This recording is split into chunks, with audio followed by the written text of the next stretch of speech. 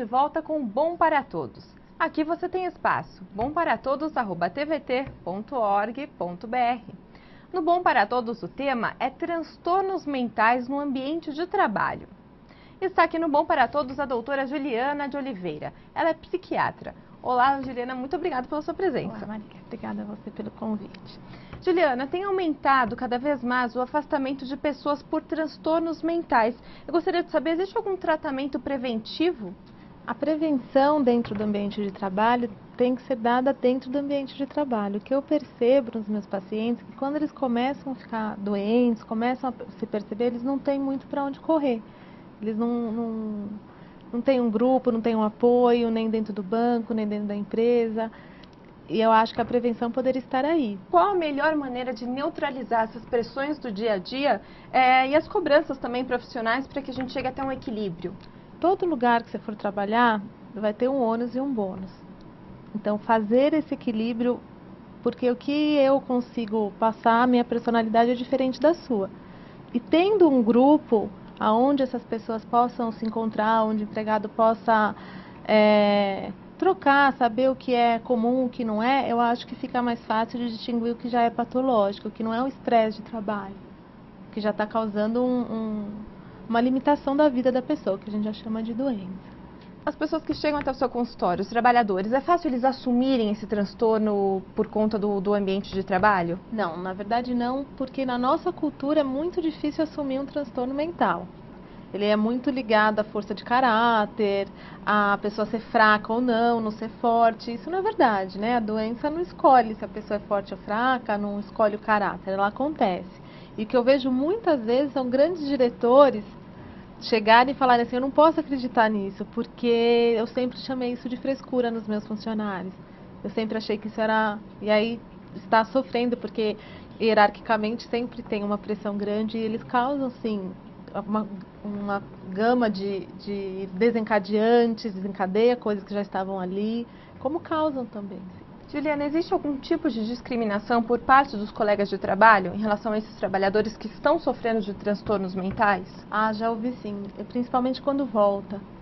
Quando sai de licença por um tempo e retorna. Aí tem sim uma tiração de sarro, E atrapalha no tratamento da pessoa? Atrapalha, porque uma das coisas muito importantes é a pessoa voltar a trabalhar, porque ela volta a ter por exemplo, nos casos de depressão, nos casos de uma grande ansiedade, um ganho é voltar ao trabalho, se sentir útil. Trabalhar não é só o trabalho em si, né? É a nossa vitalidade. E aí quando dentro do ambiente, entre os seus, você não encontra esse meio propício, atrapalha bastante. Juliana, nós somos as ruas. Vamos ouvir agora a primeira pergunta da população para você. Que doenças são consideradas como os transtornos mentais? Os transtornos mentais são classificados como qualquer outra doença, né, de qualquer especialidade.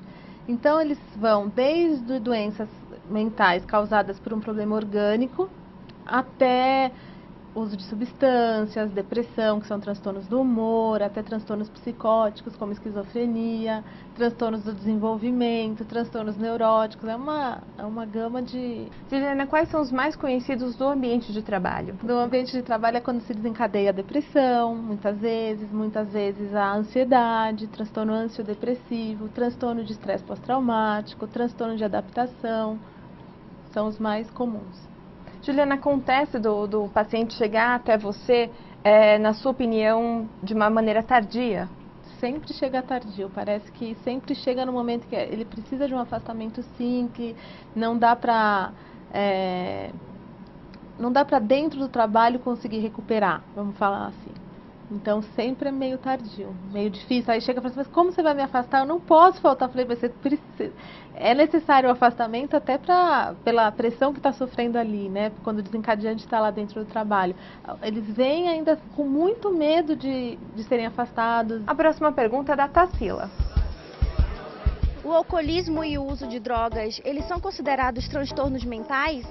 São o alcoolismo e até a intoxicação por drogas, né? O uso da droga não é um transtorno mental, o uso da droga é uma experimentação. A partir disso, a intoxicação pela droga, a dependência da droga e até, em alguns casos, a gente tem transtornos psicóticos desencadeados pelo uso da droga ou do próprio álcool. E a bebida em si desencadeia esquizofrenia, transtorno bipolar, que são coisas mais graves e mais importantes, desencadeadas pelo álcool.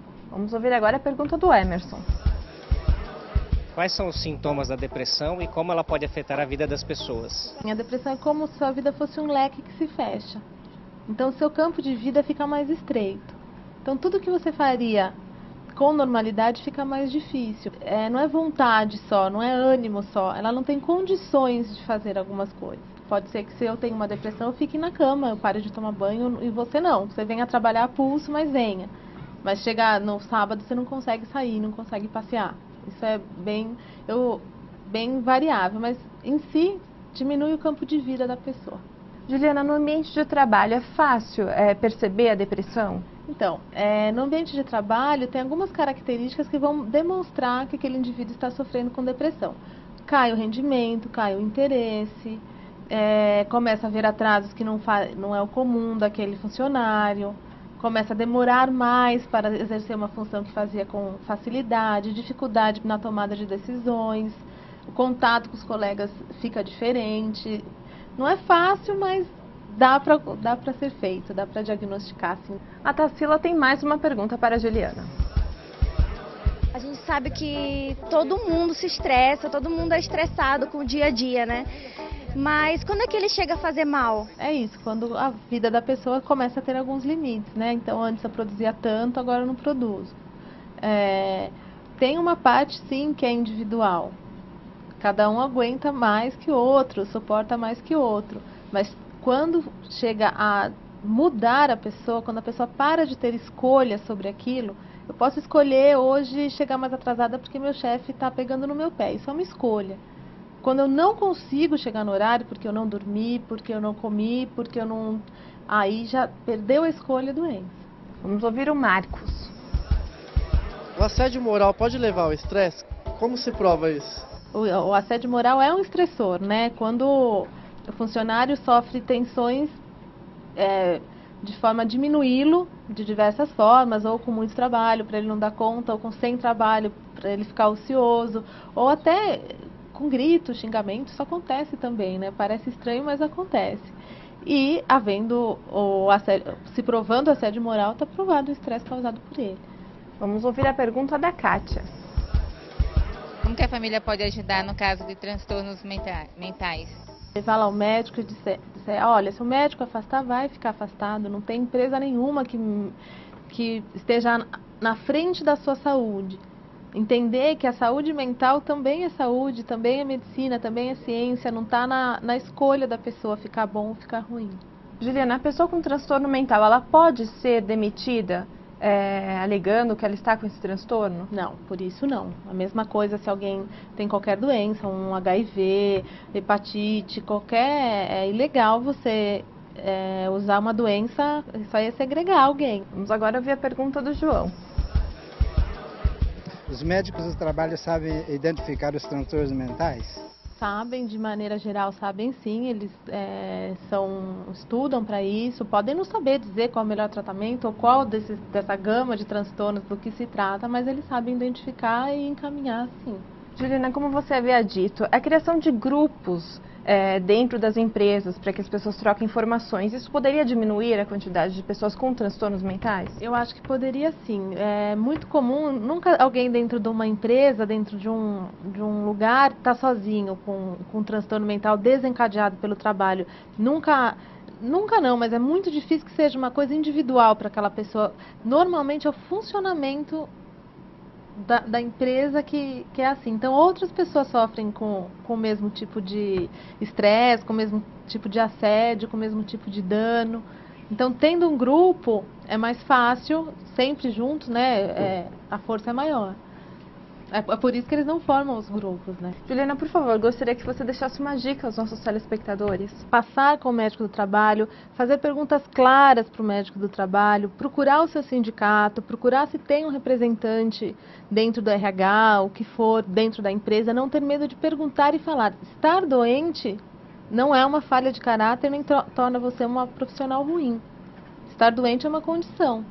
E na maioria das vezes tem tratamento e vai poder voltar a trabalhar e está tudo bem. Juliana, muito obrigada pela sua presença. Obrigada a você, Marília, pela oportunidade. Existem profissões que afetam mais a saúde mental das pessoas.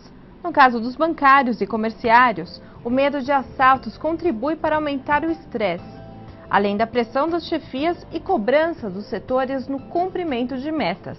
Voltamos já.